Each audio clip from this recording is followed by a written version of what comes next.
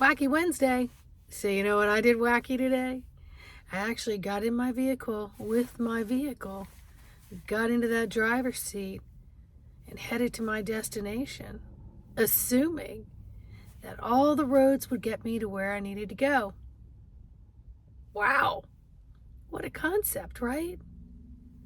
And guess what? If the road ended somewhere along the way and things were not familiar, there would be a detour created for me, or I'd have to create one. But either way, I'd wind up at my destination.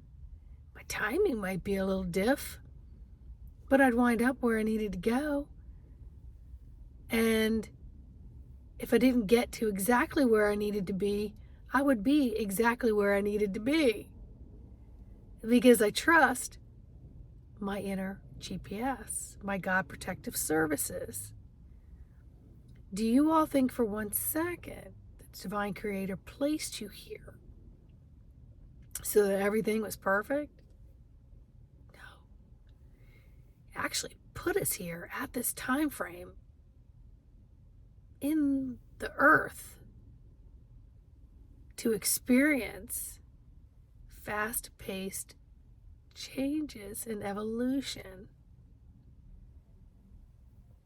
And if we look back at just the last 100 years, how fast things have changed and how quickly people rebound from any type of disaster. And life goes on. So I was listening to something about ego, the death of the ego, and I thought, oh boy, here we go. My goodness. Here's the thing, folks. We're human. We have ego. It's part of our mechanism. It has been the primary driver's seat, regardless of if it's been an intentional plot and a ploy to keep you down, keep you out of the heart center. Doesn't matter. It's over. It's over. So it's changing around so that the heart is on the top and the ego is on the bottom. So the heart is primary, the ego is secondary. But we need time, so it's sort of a slow move because we have to adapt to the changes within self. It's just like all the old programming that's not working anymore. We're slowly introducing new frequencies, new programs, new habits, all to replace the old so things are not such an abrupt change or abrupt detachment that sets you up for failure because they put you on a spiral. So we know things work better when we think of lifestyle changes versus I'm on a diet or I'm on a this kick or I'm on a that kick. You just introduce something every day that you incorporate into a lifestyle. So that goes with when something comes up and you get an answer about something, you say, was that ego or was that heart? And if you're not sure, you sit with it. You sit with it. You tap into how it feels. The ego is here. The heart is just stepping up to sit in that primary seat. You know, it's like the phone systems. You know, when I grew up, we had a phone cord, and then it became cordless, but it was still a phone. It just operated differently. And now we have all kinds of new phone devices.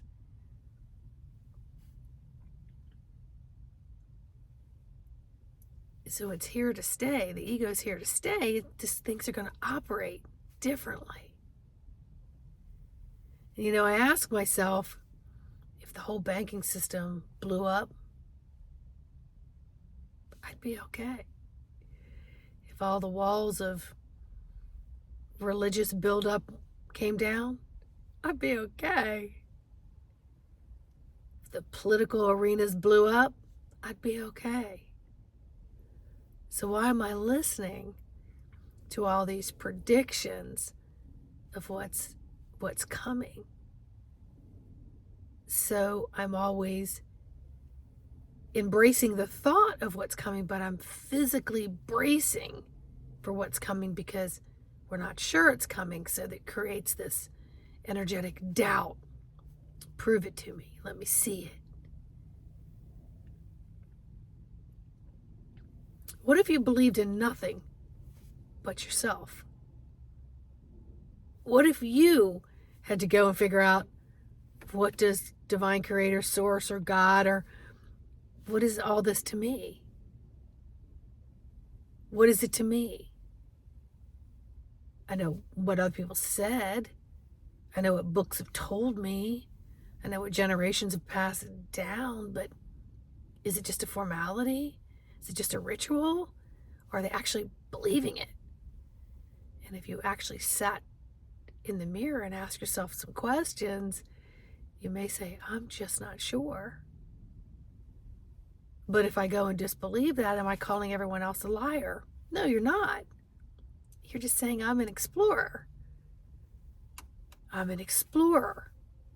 I want to expand my informational pathways. I want to trust. I'm going to wind up at multiple destinations, but I'm going to experience them on my own terms. What if the banking system blew up? Would I have enough? Well, you don't know, but you assume you will, because you're a survivor. You were put here to go through this obstacle course, and you've made it thus far. Congratulations. Nobody's happy with any political arena because there's so much stuff that goes on behind the scenes that you just don't see. And so everybody wants to make a change, but nobody knows what that change is. But do you want to be a part of the change? It all goes back to teaching you how to be more adaptable with the environments in which you're placed. And assuming that there will be paved roads, and the pavement may come as you go. And it may be of different material. And it's going to expand you. You're going to learn to float through and to things more through the heart center. It may be less through the rigidity of the ego. But the ego is not going anywhere. It's just going to operate differently. So there's a saying, many people would rather die than change. Well, that's your choice. You're dying just living on this earth in this rigidity and not going with the change. And some people have placed themselves in positions where it is do or die. This is what I believe, and you're not going to change what I believe. Because you're not open to maybe other possibilities and other pathways and other ways to communicate.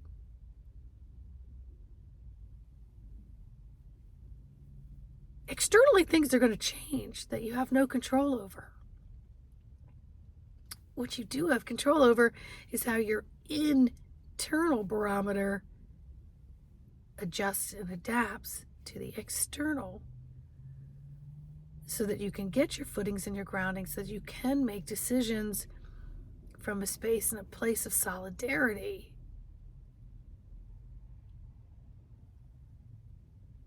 And you can live and breathe it with a little more ease and grace while you're finding your way, while you're pioneering as an explorer to uncharted territories.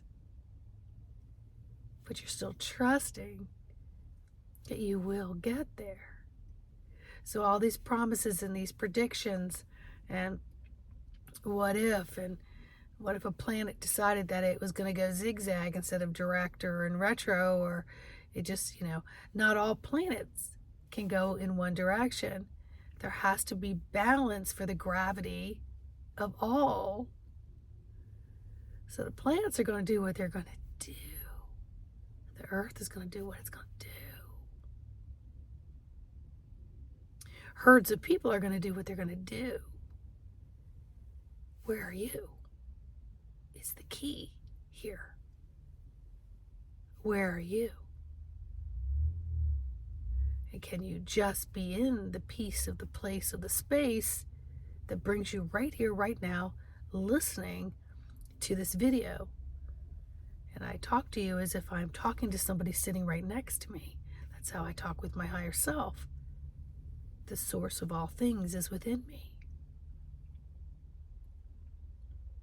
And sometimes there's so much talk that I gotta calm it all down. I have to step away from what is distracting and interfering with my divine wiring. Things that have been beyond my control because I just didn't know. But I do know now. And so it's up to me to be the commander. It's up to me to operate this vehicle. It's up to me to look at all the living parts of this vehicle. And look at what's automatic. And look at what's manual.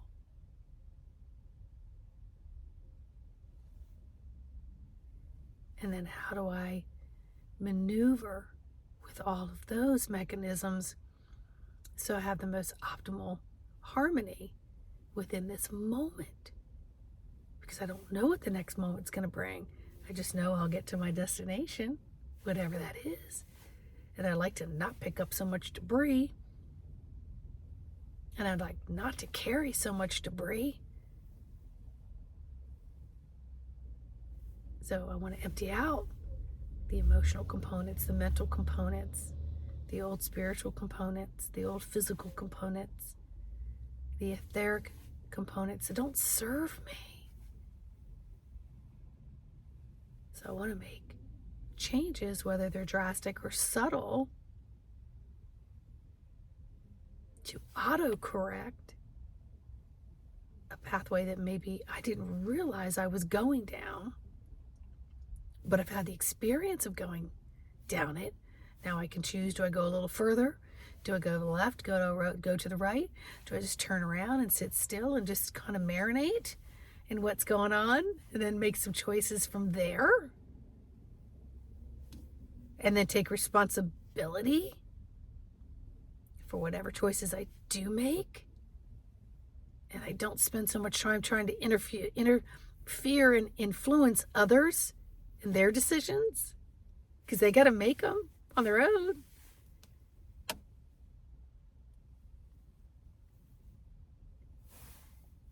We don't want to interfere and influence other people's decisions and their choices.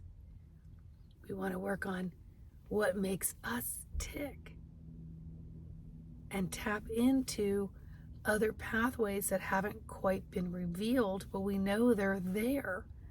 So we have to work on those and develop them and decide where they fall in line in the primary, secondary, whatever that is.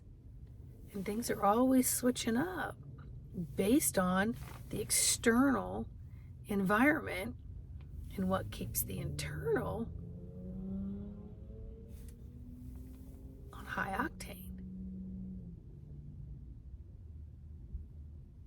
So while we're in this mode of resolutions, I'm not gonna eat this. Shut the hell up. Shut up. Stop feeding yourself full of January's bullcrap. Just say, you know what? Today, I'm going to go gluten and no dairy. Let's start with today. Today, no alcohol. Today, I'm going to choose higher vibrational foods. Today, I'm going to choose to smile and fill this beautiful vessel consciously, cascading happy endorphins that are beneficial to every cell. I'm going to purposely sit and override all the other crap, and I'm going to cascade my body through a smile. I'm going to stay in that heart center, and I'm just going to cascade it even more. I'm just going to give myself a waterfall of love. That's what I'm going to do. And then tonight, just do a quick review. And then tomorrow morning, get up and say, and today, I set my intentions. And do it the next day, and the next day. And if some bread and cheese or something comes across your plate, ask before you partake, hey body, how do you feel about this today? Do you want some of this? Is this for my highest good? Or shoulda, coulda, woulda, omit it?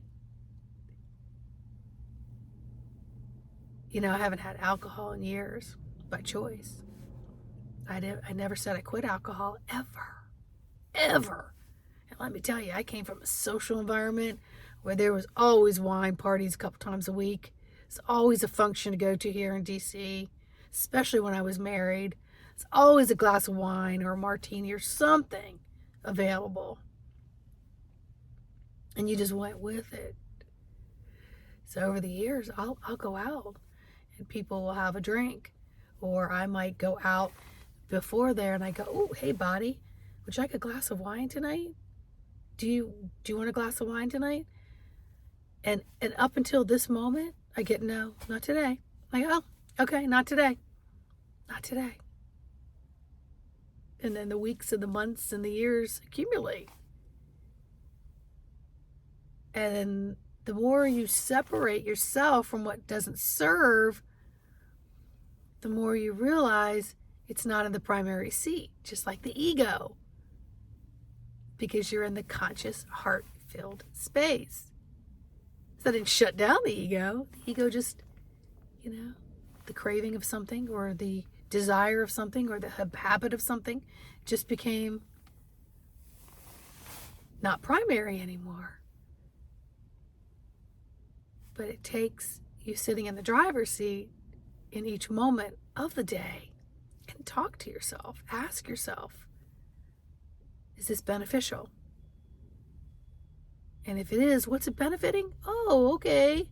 Because that way you get out of the habit of doing things just to do. So get wacky today, my friends. Trust that you'll get to your destination. Just trust. And be in that driver's seat. Be the commander of thyself. And smile. And add these beautiful endorphins intentionally. Let them flow through. And just be in that space, in that place. And if you need any help on this journey, embodimentofthesoul.com. Yeah, that's me. Get a session. Get things revved up. Get in that seat. Understand all the pedals. Get to know your dashboard.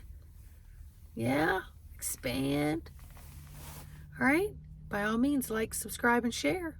And I'll see each and every one of you on the next video. Leave me a comment. Algorithms, my friends. All right. Bye.